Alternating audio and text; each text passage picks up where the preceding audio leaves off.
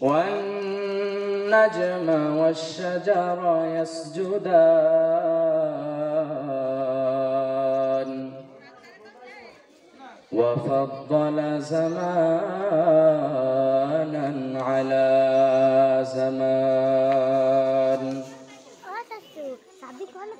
كما فضل مكانا على مكان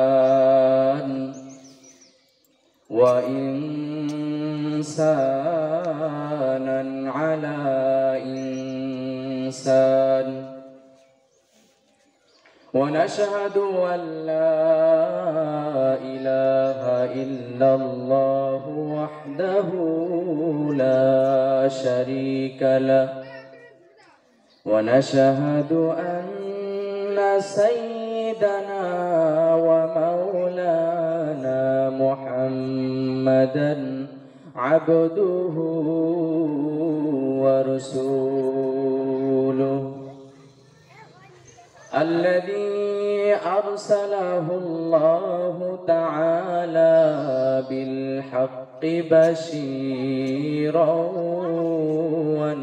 ونذيرا وداعيا إلى الله بإذنه وسراجا منيرا فقد قال الله تعالى في كلامه المجيد وفي فرقان الحميد أعوذ بالله من الشيطان الرجيم بسم الله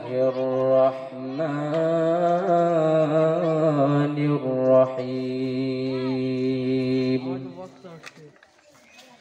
قل إن كنتم تحبون الله فاتبعوني يحببكم الله ويغفر لكم ذنوبكم والله غفور رحيم وقال النبي صلى الله عليه وسلم من أحب سنتي فقد أحبني ومن أحبني كان معي في الجنة أو كما قال النبي عليه الصلاة والسلام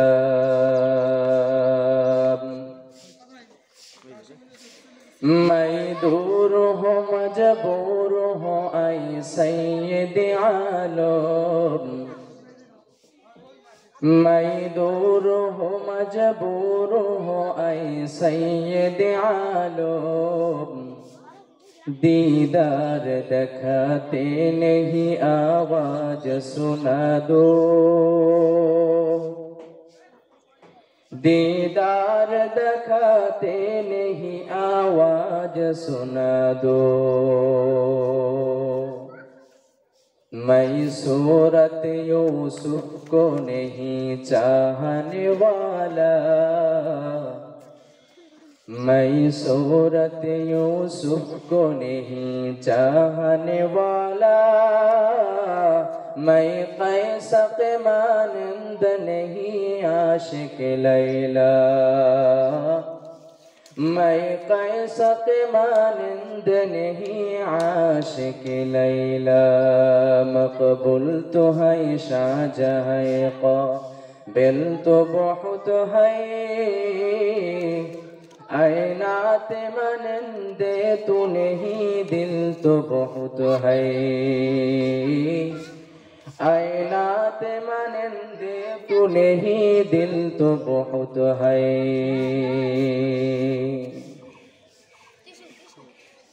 अल्हम्दुलिल्लाह महान रब्बुल आलमीन सुब्हानाहु व ताआला रबेर दरगाहे असंख्य अगणित शुक्र व सुजूद যিনি আমাদেরকে সকল প্রকার ব্যস্ততা থেকে ফারাক করে একটি মহামান্বিত জলসা কোরআন ও হাদিসের মজলিস, এই মজলিসে আসার বসার, কোরআন ও হাদিস থেকে কিছু কথা বলার এবং শোনার তৌফিক এনায়েত করেছেন। এই জন্য অন্তর অন্তরস্থল থেকে শুকরিয়া আদায় করি, আলহামদুলিল্লাহ। আল্লাহ রাব্বুল আলামিন পবিত্র কুরআনুল কারীমের ভিতরে বলেন, সূরা আলে ইমরানের 31 নম্বর আয়াতের মধ্যে আল্লাহ বলেন,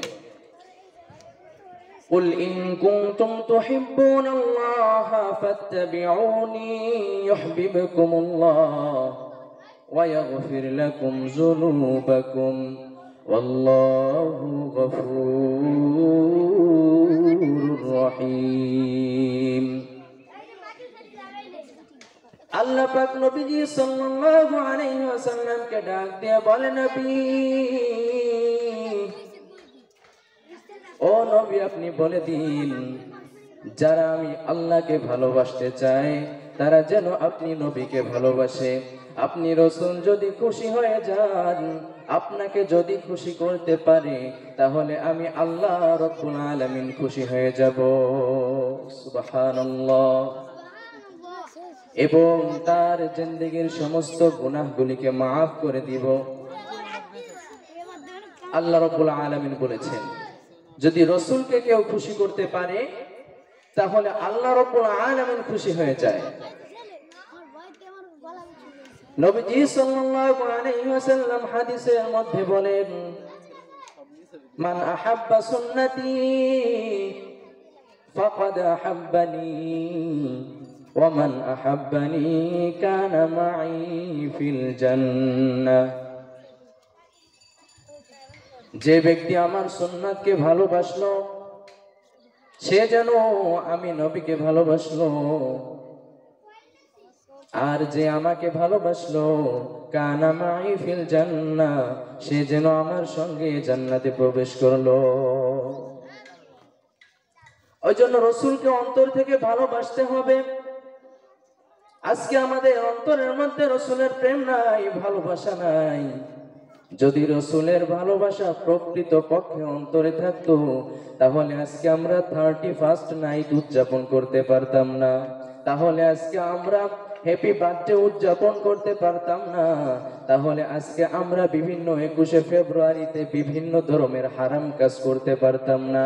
যদি রাসূলের ভালোবাসা অন্তরে থাকতো, তাহলে আজকে আমরা রাসূলের সঙ্গে নাফরমানি করতে পারতাম না, আমরা আল্লাহ রাব্বুল আলামিনের ফরজ নামাজকে ছেড়ে দিতে পারতাম না।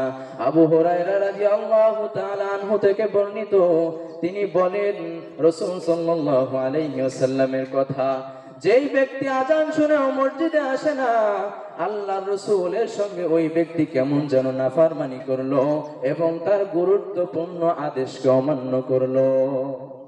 তাহলে রাসূলের ভালোবাসা কোথায় আমাদের অন্তরে?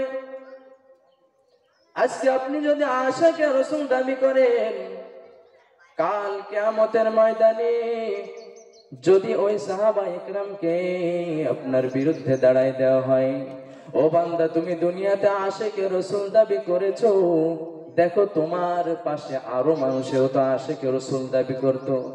তুমি আশিকে রাসূল দাবি করেছো, সমস্ত প্রকার অপকর্ম তুমি করেছো, সমস্ত প্রকার গুনাহের কাজে জড়িত থেকেছো, আবার তুমি নিজে আশিকে রাসূল দাবি করেছো। ও বান্দা, তোমার সামনে যদি, তোমার পাশে যদি হানজালা রাদিয়াল্লাহু তাআলা আনহুকে দাঁড়ায় দেওয়া হয়, আর যদি বলা হয় তুমি তো আশিকে রাসূল, তুমি রাসূল সাল্লাল্লাহু আলাইহি ওয়াসাল্লামের মুহাব্বতের জন্য একটু প্রকার আনন্দ ত্যাগ করতে পারো নাই, একটু 21শে ফেব্রুয়ারির অনুষ্ঠানে যাওয়া থেকে বিরত থাকতে পারো নাই, একটু নাচ গানের আসরে যাওয়া থেকে তুমি বিরত থাকতে পারো নাই, দেখো তোমার পক্ষান্তরে তোমার সামনে দাঁড়ানো হানজালা রাদিয়াল্লাহু তাআলা আনহু, তিনি কেমন আশিকে রাসূল ছিলেন। তিনি রাসূল সাল্লাল্লাহু আলাইহি ওয়াসাল্লামের মুহাব্বতে দুনিয়ার মধ্যে খুশির একটা দিন, আনন্দের একটা দিন, গুরুত্বপূর্ণ একটা একটা দিন বিবাহের রাত্রি বেলাও স্ত্রীর সঙ্গে সময় কাটানো বাদ দিয়ে রসুলের জন্য, রসুলের মহাব্বতের জন্য উহুদের ময়দানে যুদ্ধে লিপ্ত হয়ে গেলে ওই দিন কোথায় যাবে আমাদের আশিকে রসুল? ওই দিন যদি জবাবদিহি করা লাগে তাহলে আমরা তার বিপরীতে কি ওজোর পেশ করব? ও পানিয়া গ্রামের মুসলমান ইমানদার আল্লাহর গোলাম, আশিকে রাসূল কাকে বলে? হানজালা রাদিয়াল্লাহু তাআলা আনহুর জীবনের দিকে তাকাইয়া দেখো কেমন আশিকে রাসূল ছিল। হানজালা রাদিয়াল্লাহু তাআলা আনহু নতুন বিবাহ করেছেন। ইতিমধ্যে উহুদের ময়দানের যুদ্ধের ঘন্টা বেজে গেল। রাসূল সাল্লাল্লাহু আলাইহি ওয়াসাল্লাম সকল সাহাবায়ে কেরামকে নিয়ে উহুদের ময়দানে যুদ্ধের প্রস্তুতি নিতেছেন। হানজালা রাদিয়াল্লাহু তাআলা আনহু নতুন বিবাহ করেছেন। রাসূল সাল্লাল্লাহু আলাইহি ওয়াসাল্লাম বলে, হানজালা তুমি নতুন বিবাহ করেছো, তোমার স্ত্রীর হক তুমি আগে আদায় করো। আজকে উহুদের ময়দানে তোমার যাওয়া লাগবে না। আজকে উহুদের ময়দানের যুদ্ধ থেকে তোমাকে রুখসত দান করা হলো, তোমার যুদ্ধে যাওয়ার প্রয়োজন নাই, তুমি তোমার স্ত্রীর সঙ্গে সময় কাটাও। রাসূল সাল্লাল্লাহু আলাইহি ওয়াসাল্লাম হানজালাকে যুদ্ধে যেতে নিষেধ করে নিজে যুদ্ধে চলে গেল। এদিকে হানজালা রাদিয়াল্লাহু তাআলা আনহু বাসর ঘরের মধ্যে প্রবেশ করলো স্ত্রীর সঙ্গে। ইতিমধ্যে রাত্রি বেলা লোকেরা প্রচার করে উতিলা মুহাম্মাদিন, মুহাম্মদকে শহীদ করে ফেলা হয়েছে। ইতিমধ্যে লোকেদের মধ্যে প্রচার হয়ে গেল, গ্রামের মধ্যে প্রচার হয়ে গেল মুহাম্মদকে হত্যা করে ফেলা হয়েছে, মুহাম্মদকে দুনিয়া থেকে শহীদ করে দেওয়া হয়েছে। যখন হানজালা রাদিয়াল্লাহু তাআলা আনহুর কানের মধ্যে আওয়াজ পৌঁছালো, সঙ্গে সঙ্গে স্ত্রীর খাট থেকে একটা লাফ দিয়ে স্ত্রীকে ডাক দিয়ে বলল, স্ত্রী এই আসমান জমিন যার জন্য সৃষ্টি হলো, এই পুরোটা পৃথিবী যার জন্য সৃষ্টি হলো, আজকে আমি তুমি যার জন্য সৃষ্টি হলাম, যার উসিলায় করে আজকে পুরো মানব জাতি সৃষ্টি হলো, সেই মুহাম্মদ সাল্লাল্লাহু আলাইহি ওয়াসাল্লাম আমার নবী দুনিয়ায় নাই। ও স্ত্রী আমি তো আর শান্ত থাকতে পারি না, তাড়াতাড়ি করে তরবারিটা আমার হাতে দাও। আমার নবীকে যেই কাফেরের দল হত্যা করেছে তাদের জিহ্বা থেকে তাদের জিহ্বা কেটে কুকুরকে না খাওয়ানো পর্যন্ত আমার আর ঘুম নাই। স্ত্রীকে ডাক দিয়ে বলি, স্ত্রী তাড়াতাড়ি করে তরবারিটা আমার হাতে দাও। হানজালা রাদিয়াল্লাহু তাআলা আনহু পাগল করা হয়ে গিয়েছে। ও আল্লাহর নবী তুমি আজকে দুনিয়াতে নাই, আমি হানজালা রাদিয়াল্লাহু তাআলা আনহু কার কাছে যাব, কার কাছে যে নসিহত শুনবো, কার সহচর্যে থাকবো? কেমন যেন একটা শূন্যতা মনের ভিতর অনুভব করছে, মনের ভিতরে কেমন যেন খালি খালি লাগছে, পাগল করা হয়ে গিয়েছে। স্ত্রীকে ডাক দিয়ে বলে, তাড়াতাড়ি করে তরবারিটা দাও, আমার আর সময় নষ্ট করা চলবে না, আমি তাড়াতাড়ি ওই উহুদের ময়দানে যাব, আমার রাসূলের দুশমনদেরকে আমার হত্যা করতে হবে। স্ত্রী ডাক দিয়ে বলে, স্বামী আজকে প্রথম দিন তোমার সঙ্গে আমার বিবাহ হয়েছে, জানি না দুনিয়ার আর স্ত্রীরা হলে কেমন জবাব দিত। ওই স্ত্রী ডাক দিয়ে বলে, স্বামী তুমি উহুদের ময়দানে যুদ্ধ করতে যাইবা, আমার কোনো সমস্যা নাই, তুমি রাসূলের জন্য জীবন বিলিয়ে দিবা, আমার কোনো সমস্যা নাই, কিন্তু আমার একটা কথা তুমি মান্য করে যাও, আজকে আমাদের বিবাহ হয়েছে, তোমার শরীরটা নাপাক অবস্থায় রয়েছে, তুমি দয়া করে একটু ফরজ গোসল করে তারপর যুদ্ধের ময়দানে যাও। এই কথা শোনার সঙ্গে সঙ্গে হানজালা রাদিয়াল্লাহু তাআলা আনহু জবাব দিল, ও স্ত্রী তোমার মনে কি একটু দয়া মায়া নাই? ওই কিয়ামতের ময়দানে আমার মাওলা যদি আমার জিজ্ঞেস করে বলে, ও হানজালা আমার রাসূল উহুদের ময়দানে শহীদ হয়েছে, তুই তোর স্ত্রীর কাছে সময় নষ্ট করেছিস, তুই ওখানে ফরজ গোসলের জন্য সময় নষ্ট করেছিস, ওই দিন যদি আমার নবী আমার সুপারিশ না করে, আমার মাওলা যদি আমার সঙ্গে জবাবদিহি করা শুরু করে, আমি কি উত্তর দেব? ওই স্ত্রীর আর এক মিনিটও নষ্ট করার টাইম নাই, তাড়াতাড়ি করে বলে তরবারিটা দাও, আমি উহুদের প্রান্তরে যাব। হানজালা রাদিয়াল্লাহু তাআলা আনহু তরবারিটি নিয়ে পাগলের মতো ছুটে উহুদের ময়দানে চলে গেল। বিশাল বড় কাফেরের বাহিনী একত্র হয়ে অস্ত্র শস্ত্র হয়ে সজ্জিত রয়েছে। হানজালা রাদিয়াল্লাহু তাআলা আনহু ক্ষুধার্ত সিংহের মতো তাদের উপর ঝাঁপিয়ে পড়ল। সঙ্গে সঙ্গে কয়েকজন কাফেরকে দুনিয়া থেকে চিরতরের জন্য জাহান্নামে পাঠিয়ে দিল। এরকম ভাবে বীর পুরুষের মতো যুদ্ধ করতে করতে এক সময় হানজালা রাদিয়াল্লাহু তাআলা আনহু দুনিয়া থেকে জান্নাতের উদ্দেশ্যে রওনা হয়ে শহীদ হয়ে গেলেন। যুদ্ধের শেষে যখন রাসূল সাল্লাল্লাহু আলাইহি ওয়াসাল্লাম সাহাবায়ে কিরামদেরকে ডাক দিয়ে বলে, সাহাবারা, এত কষ্ট করে, এত মেহনত করে, দিন রাত পরিশ্রম করে ইসলামের দাওয়াত দিয়ে গুটি কয়েকজন মুসলমান বানিয়েছিলাম। আজকে আমার বুক খালি করে কয়েকজন মুসলমান দুনিয়া থেকে জান্নাতের উদ্দেশ্যে রওনা হয়ে গেল। রাসূল সাল্লাল্লাহু আলাইহি ওয়াসাল্লাম ডাক দিয়ে বলে, সাহাবারা, আমার সকল শহীদান সাহাবীদের লাশগুলোকে একত্রিত করো, তাদেরকে দাফন করা লাগবে।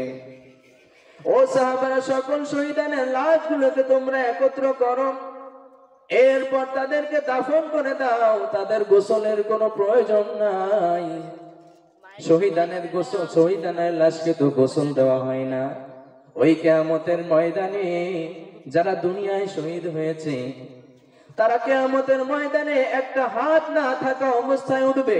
কারো একটা পাও নাই, কারো একটা হাত নাই, কারো গর্দান নাই, কারো শরীরের একটা অঙ্গ প্রত্যঙ্গ নাই, কারো শরীর থেকে ঘাড়কে আলাদা করে দেওয়া হয়েছে এবং ঘাড় থেকে শিরশির করে রক্ত প্রবাহিত হইতেছে।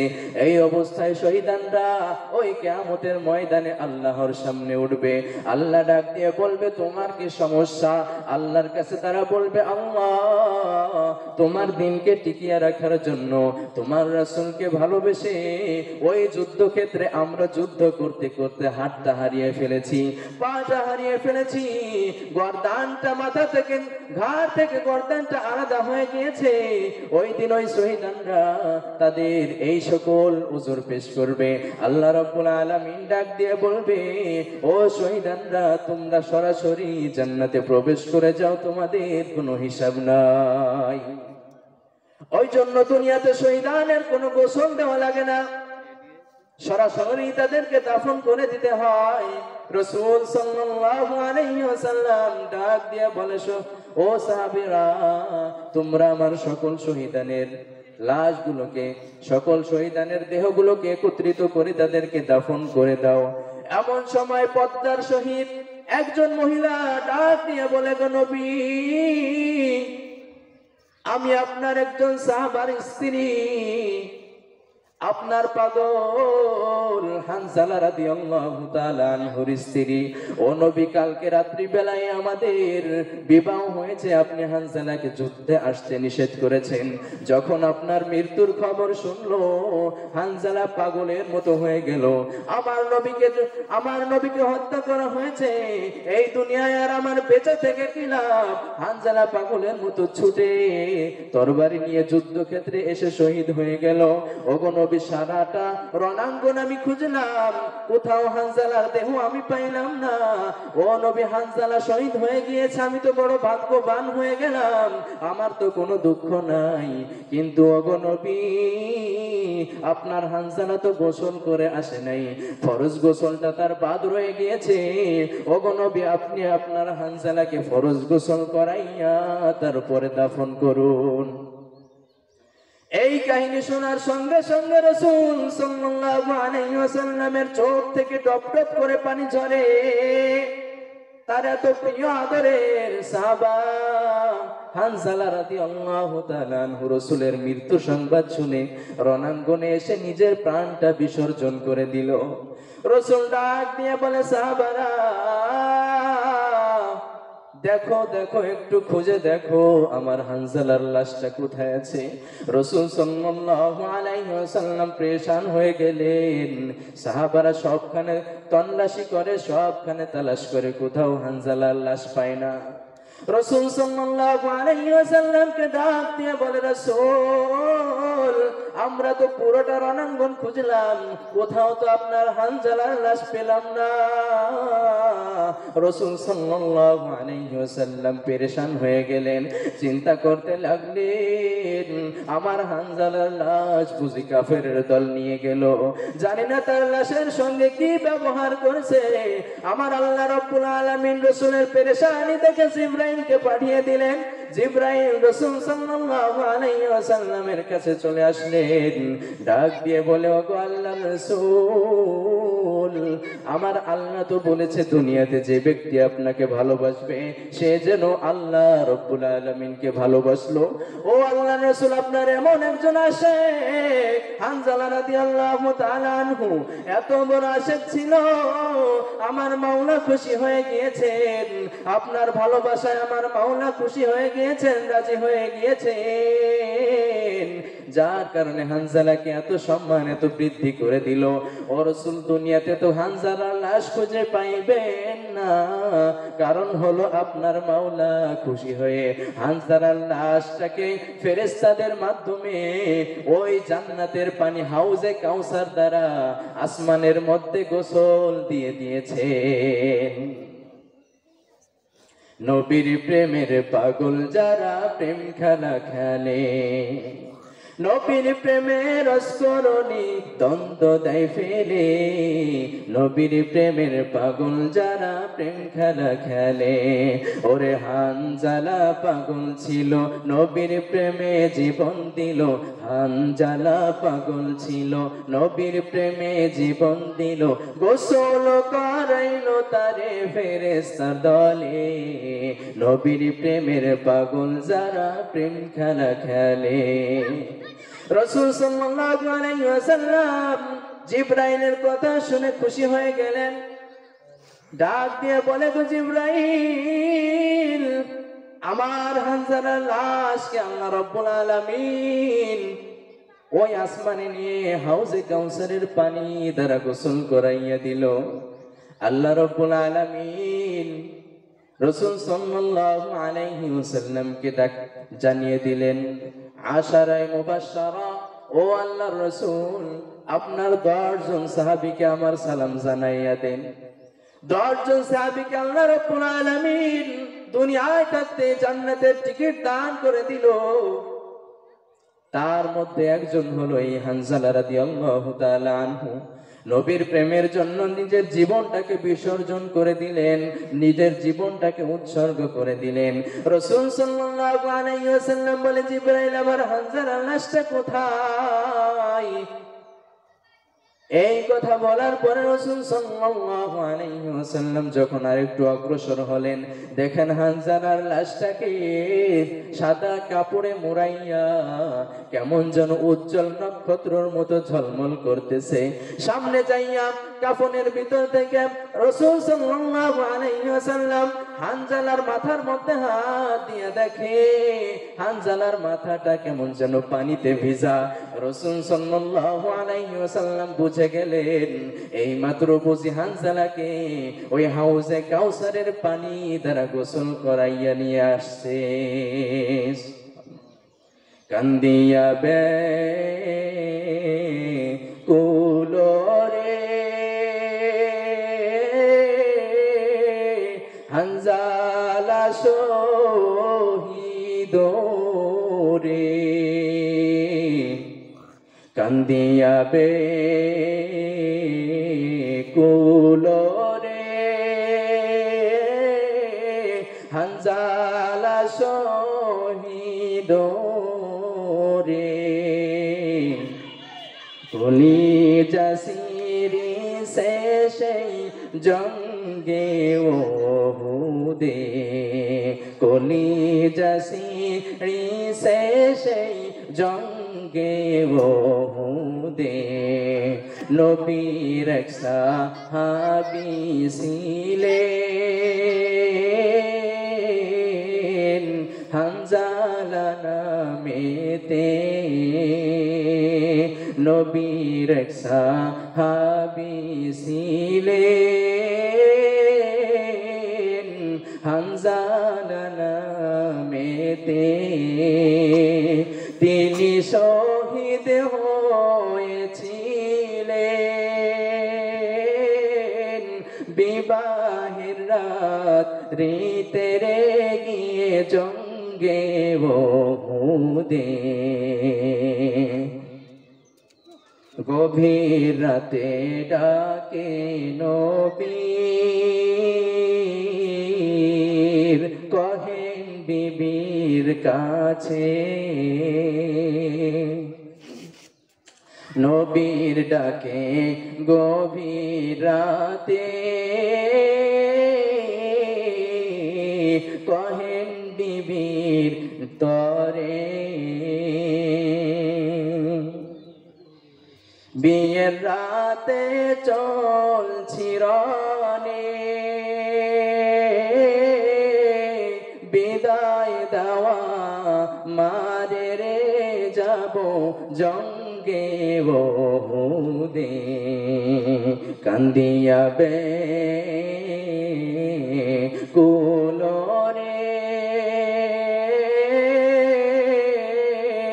হানজালা শহীদ রে, কলিজা শিরিষে সেই জঙ্গে ওহুদে। হাত তুলে স্ত্রী কহেন মৌলারি দরবারে, বিয়ের রাতে নবস্বামী সপিলাম তো মারে রে সেই জঙ্গে ওহুদে। কান্দিয়া কুলরে হানজালা শহীদ রে, কলিজা শিরিষে সেই জঙ্গে ওহুদে। যুদ্ধে গেলেন শহীদ হলেন, নাপাক হালাতে। যুদ্ধে গেলেন শহীদ হলেন, নাপাক হালাতে। নবী জেনে সাহাবাদের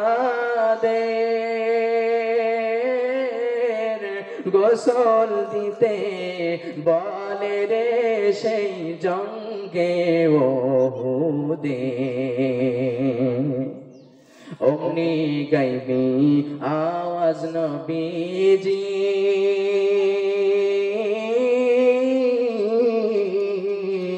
পাইলেন শুনিতে। অমনি গাইবি আওয়াজ নবীজি, পাইলেন শুনিতে। হানজালার গোসল হয়েছে, ফেরেশতাদের হাতে রে ওই জান্নাতের পানিতে। কান্দিয়া কুলরে হানজালা শহীদ রে, কলিজা শিরিষে সেই জঙ্গে ওহুদে। কেমন ছিল রাসূল সাল্লাল্লাহু আলাইহি ওয়াসাল্লামের জন্য ভালোবাসা, একেই তো বলে আশিকে রাসূল। ওই জন্য আমাদের সকলকে আশিকে রাসূল দাবি করতে হলে রাসূল সাল্লাল্লাহু আলাইহি ওয়াসাল্লামকে ভালোবাসার মতো ভালোবাসতে হবে, অন্তর থেকে মহব্বত করতে হবে। যদি ডাক এসে যায় রাসূল সাল্লাল্লাহু আলাইহি ওয়াসাল্লামের অবমাননাকারীদের জন্য জিহাদ করতে হবে, প্রস্তুত হয়ে যেতে হবে। শরীরে এক বিন্দু রক্ত থাকা পর্যন্ত রসুলের দুশ্মনকে কোনো প্রকার ছাড় দিলে আমরা আশিকে রসুল দাবি করতে পারবো না। ওই জন্য রসুলের মোহাব্বত অন্তরের মধ্যে পরিপূর্ণভাবে ঢুকাইতে হবে। আমার আল্লাহ ডাক দিয়ে বলে, ও নবী আপনি বলে দিন, যেই ব্যক্তি আপনি রসুলকে খুশি করতে পারলো, ভালোবাসতে পারলো, সে যেন আমি আল্লাহকে ভালোবাসলো। আপনি রসুল যদি খুশি হয়ে যান, আমি আল্লাহ রাব্বুল আলামিন খুশি হয়ে যাব। ওই জন্য রসুলকে ভালোবাসার যত পন্থা আছে সব কিছুকে অবলম্বন করতে হবে। সুখে দুঃখে সব সময় রাসূল সাল্লাল্লাহু আলাইহি ওয়াসাল্লামের দুরূদ পড়তে হবে। আল্লাহ রাব্বুল আলামিনের ফরজ বিধানগুলো মানতে হবে। আজকে আমরা শুধু ওজর তালাশ করি, ওজর। যদি ফরজের হুকুম চলে আসে আমাদের সামনে ওজরের কোনো অভাব থাকে না। 5 ওয়াক্ত নামাজের সময়ও আমরা বিভিন্ন প্রকার ওজর দেখিয়ে যাই। যদি নামাজের সময় হয়ে যায় ওজরের অভাব নাই, এখানে যাব সেখানে যাব। কিন্তু সাহাবায়ে কেরাম রাদিয়াল্লাহু তাআলা আনহু কেমন সাহাবা ছিলেন, রাসূল সাল্লাল্লাহু আলাইহি ওয়াসাল্লামকে কেমন ভালোবাসেন, আল্লাহর ফরজ বিধানকে কেমন ভাবে পালন করেছেন। আব্দুল্লাহ আনসারী রাদিয়াল্লাহু তাআলা আনহু আল্লাহর ফরজ বিধানকে কেমন ভাবে পালন করলো। হযরত আবু বকর রাদিয়াল্লাহু তাআলা আনহু, হযরত ওমর ফারুক রাদিয়াল্লাহু তাআলা আনহু, আলী রাদিয়াল্লাহু তাআলা আনহু চাইয়া চাইয়া দেখে হযরত আব্দুল্লাহ আনসারী সবার শেষে নামাজের মধ্যে এসে শামিল হয়, আবার সবার আগেই বের হয়ে যায়। রাসূল সাল্লাল্লাহু আলাইহি ওয়াসাল্লামের কাছে আরজ করলো, ইয়া রাসূলুল্লাহ, আব্দুল্লাহ আনসারী নামে আপনার এক সাহাবী সবার শেষে মসজিদে আসে, আবার নামাজটা আদায় করে সবার আগে আগে মসজিদ থেকে বের হয়ে যায় কেন? রাসূল সাল্লাল্লাহু আলাইহি ওয়াসাল্লাম খোঁজ নেওয়ার জন্য আব্দুল্লাহ আনসারীর বাড়িতে যাইয়া আব্দুল্লাহ আনসারীকে ডাক দেয়, ও আব্দুল্লাহ আনসারী বাড়িতে আসো নাকি? ঘর থেকে কোনো আওয়াজ আসে না। ওমরে ফারুক ডাক দেয়, ঘর থেকে কোনো আওয়াজ আসে না। আলী ডাকে, ওসমান ডাকে, ও আব্দুল্লাহ আনসারী তুমি বাড়িতে আসো নাকি? ঘরের ভিতর থেকে কোনো আওয়াজ নাই। কিছুক্ষণ ডাকাডাকির পরে যখন তারা আব্দুল্লাহ আনসারীর বাসা থেকে আবার ফিরে আসতে গেল, এমন সময় ঘর থেকে বের হয়ে আব্দুল্লাহ আনসারী ডাক দিয়ে বলে, ইয়া রাসূলুল্লাহ, আমি তো ঘরের ভিতরে আছি। আল্লাহর রাসূল আব্দুল্লাহ আনসারীর কাছে আসলো, জিজ্ঞেস করলো, আব্দুল্লাহ আনসারী তুমি সবার শেষে মসজিদে যাও, আবার সবার আগে কেন মসজিদ থেকে বের হয়ে আসো? মসজিদ তো রহমতের স্থান, যতক্ষণ মসজিদে থাকবে আল্লাহ রাব্বুল আলামিন সওয়াব লিখতে থাকবে। কেন তুমি সবার শেষে মসজিদে যাও, আবার সবার আগে কেন বের হয়ে আসো? আব্দুল্লাহ আনসারীকে বলল, আর আমরা এতক্ষণ পর্যন্ত তোমাকে ডাকাডাকি করলাম, কেন তোমরা ঘর থেকে বের হলা না? কেন তুমি ঘর থেকে কোনো সাড়া দিলা না? আব্দুল্লাহ আনসারী রাসূল সাল্লাল্লাহু আলাইহি ওয়াসাল্লামকে ডাক দিয়ে বলে, ওগো আল্লাহর নবী, আমি ঘর থেকে বের হই নাই, তার কারণ হলো আমি একটা মাটির কুঠরির মধ্যে ছিলাম। রাসূল সাল্লাল্লাহু আলাইহি ওয়াসাল্লাম কিছু বুঝতে পারলেন না যে কেন তুমি মাটির কুঠরির মধ্যে ছিলা। এই দিনের বেলা কেন তুমি মাটির কুঠরির মধ্যে কেন ঢুকে রয়েছো? আব্দুল্লাহ আনসারী ডাক দিয়ে বলে, ওগো আল্লাহর নবী, আমি সবার শেষে মসজিদে যাই, আবার সবার আগে মসজিদ থেকে বের হয়ে আসি, তারও একটা কারণ আছে। রাসূল বলে, তাড়াতাড়ি বলো কেন তুমি এমনটা করো? আব্দুল্লাহ আনসারী রাসূল সাল্লাল্লাহু আলাইহি ওয়াসাল্লামকে বলে, আল্লাহর নবী, আমার ঘরের মধ্যে পরিধানের মতো মাত্র একটা কাপড় আছে, এবং এমন অভাব, এমন অনটন, অভাবের কারণে মাত্র আমাদের একটা কাপড় আমরা স্বামী স্ত্রী দুইজন পরিধান করি। ওগো আল্লাহর নবী, যখন নামাজের সময় হয়ে যায় আমি আমার ঘরের মধ্যে একটা মাটির কুঠরি তৈরি করেছি, যখন নামাজের সময় হয়ে যায়, মুয়াজ্জিন যখন ডাক দিয়ে বলে হাইয়া আলাস সালাহ, আমি আব্দুল্লাহ আনসারী আমার স্ত্রীকে ওই মাটির কুটরির মধ্যে রাইখা একটা মাত্র পরিধানের বস্ত্র রয়েছে, ওই পরিধানের বস্ত্রটা আমি পরিধান করে নামাজের জন্য চলে যাই, আবার সবার আগে ভাগে মসজিদ থেকে বের হয়ে আসি। তার কারণ হলো ওই পরিধানের বস্ত্রটা, ওই কাপড়টা আবার আমার স্ত্রীকে দিতে হবে।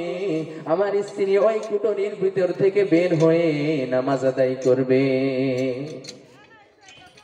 ওগো নবী, আপনি যখন আমার নাম ধরে ডাকতেছিলেন আব্দুল্লাহ আনসারী বাড়িতে আসো নাকি, আমি সব শুনতেছিলাম। ওমর ডাক দিয়েছে, আবু বকর ডাক দিয়েছে, আপনার এত বড় দামি দামি সাহাবীরা আমার ডাকলো। ওগো আল্লাহর নবী, আমার বেয়াদবি মাফ করে দিবেন, আমি তো ওই সময় ওই মাটির কুটরির ভিতরে ছিলাম, আর আমার স্ত্রী ওই পরিধানের কাপড়টি পরে নামাজে ব্যস্ত ছিল। যখন তার নামাজ শেষ হয়ে গেল, তার পরিধানের বস্ত্রটা আমাকে দিল, আমি পরিধান করে মাটির কুটরি থেকে বের হয়ে আপনার জন্য বাইরে বের হয়ে আসলাম। কেমন অভাবের কারণে, কেমন অভাবের তাড়নায় ছিল, তারপর এক বিন্দু পরিমাণ আল্লাহ রাব্বুল আলামিনের ফরজ বিধানকে অস্বীকার করে নাই, অমান্য করে নাই। প্রাণ চেষ্টা করেও তারা আল্লাহ রাব্বুল আলামিনের ফরজ বিধানকে আদায় করেছে। রাসূলের ভালোবাসার জন্য কেমন করে হানজালা রাদিয়াল্লাহু তাআলা আনহু জীবনটা বিলিয়ে দিল। ও গো আলিয়ার মুসলমান ইমানদার আল্লাহর গোলাম, একটু চিন্তা করে দেখো, তুমি আল্লাহ রাব্বুল আলামিনের বান্দা দাবি করো, রাসূল সাল্লাল্লাহু আলাইহি ওয়াসাল্লামের খাঁটি উম্মত দাবি করো, তোমার কাজ কেমন? সম্মানিত হাজিরিন, যতটুকু আলোচনা করলাম আমরা সবাই আমাদের জীবনের সঙ্গে মিলাবো এবং রাসূল সাল্লাল্লাহু আলাইহি ওয়াসাল্লামের খাঁটি উম্মত এবং আল্লাহ রাব্বুল আলামিনের খাঁটি বান্দা হয়ে আমরা যেন দুনিয়া থেকে যেতে পারি। আল্লাহ রাব্বুল আলামিন আমাদের সকলকে সেই তৌফিক দান করুক। সকলে বলি আমিন। ওয়া আখিরু দাওয়ানা আলহামদুলিল্লাহি রাব্বিল আলামিন।